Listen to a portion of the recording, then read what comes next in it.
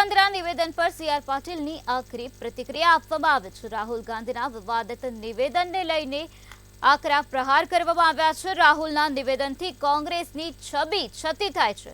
કોંગ્રેસની આવી નીતિથી લોકો કોંગ્રેસથી દૂર થયા છે। કોંગ્રેસ દેશની સંપત્તિ ઘૂસપેઠિયાઓને આપવા માંગે છે।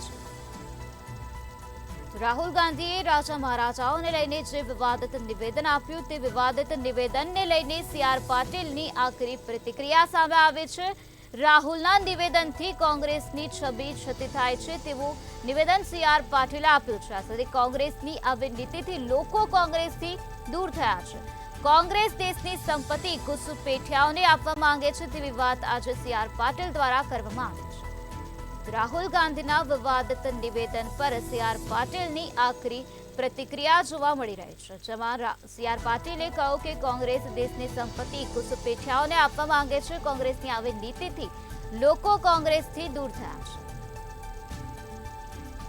રાહુલ ગાંધીએ રાજા મહારાજાઓને લઈને નિવેદન આપ્યું હતું, ત્યારબાદ આ વિવાદિત નિવેદન બાદ ભાજપ દ્વારા રાહુલ ગાંધી પર પ્રહારો કરવામાં આવી રહ્યા છે। રાહુલના નિવેદન પર સીઆર પાટીલની આકરી પ્રતિક્રિયા સામે આવે છે, જેમાં સીઆર પાટીલે જણાવ્યું કે રાહુલના નિવેદનથી કોંગ્રેસની છબી છતી થાય છે।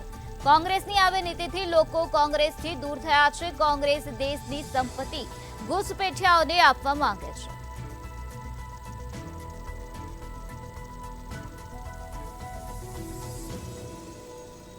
રાજા મહારાજાઓ માટેની આ પ્રકારની ટિપ્પણી કરીને કોંગ્રેસે ખરા અર્થમાં લોકોની સામે પોતાની છબી ઉજાગર કરી છે। રાહુલના નિવેદનથી કોંગ્રેસની છબી છતી થઈ રહી છે। કોંગ્રેસની આવી નીતિથી લોકો કોંગ્રેસથી દૂર થયા છે તેવી વાત સીઆર પાટીલે કરી છે। કોંગ્રેસ દેશની સંપત્તિ ઘૂસપેઠિયાઓને આપવા માંગે છે। તો રાહુલ ગાંધીએ રાજા મહારાજાઓને લઈને ટિપ્પણી કરી હતી, તે વિવાદિત ટિપ્પણીને લઈને ભાજપ દ્વારા રાહુલ ગાંધી પર પ્રહારો કરવામાં આવી રહ્યા છે।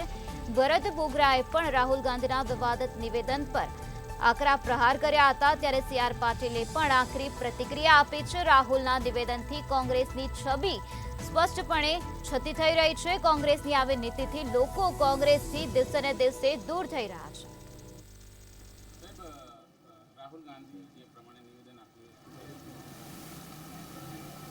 રાહુલ ગાંધીને આજે એનું નિવેદન છે એ સ્પષ્ટપણે બતાવે છે કે કોંગ્રેસની મથાવટી મેલી છે। આજ દિન સુધીમાં રાજા મહારાજાઓ માટેની આ પ્રકારની ટિપ્પણી કરીને કોંગ્રેસની માનસિકતા એમણે ખરા અર્થમાં લોકોની સામે ઉજાગર કરી છે। રાજા મહારાજાઓને પણ આટલા વર્ષોના કોંગ્રેસના શાસનમાં જે અનુભવો થયા છે એનાથી જ એ લોકો કોંગ્રેસથી દૂર પણ થયા છે। અને આજે અને આ સિવાયના પણ કે જે નિવેદન હતા કે અમે એક એક વ્યક્તિનો સર્વે કરાવીશું, સર્વેમાં જે આવશે એમાંથી અમે પૈસા લોકોને વેચી દઈશું। કોઈ વ્યક્તિ પોતે મહેનત કરે, રાત દિવસ મહેનત કરીને પોતાના માટે અને પોતાના સંતાનો માટે કોઈ બચત કરે અને એ બચત તમે જેને બિનઅધિકૃત લોકોને વેચી દેવાની વાત કરો, લઘુમતીને વેચી દેવાની વાત કરો, જે મુસ્લિમોને વેચી દેવાની વાત કરો, જે ઘૂસપેઠિયાઓ છે એમને વેચી દેવાની વાત કરો, એ તો સરાસર અન્યાય છે। અને ભારતીય જનતા પાર્ટી કોઈ પણ સંજોગોમાં આવા એમના કરતૂતોને ચલાવી લેશે નહીં। જે હમણાં એમણે રાજા મહારાજાઓ માટેનું પણ જે વાત કરી, જેમાં પણ એમણે સ્પષ્ટ કબૂલ કર્યું છે કે અમે એમની ભૂમિ લઈ લીધી, એટલે એમની જમીનો લઈ લીધી, એમની મિલકતો લઈ લીધી। આ લઈ લેવાનું, હડપ કરવાનું આ કામ કોંગ્રેસ વર્ષોથી કરતી આવી છે અને ફરીથી આજે એ સ્પષ્ટ થયું છે। ધન્યવાદ।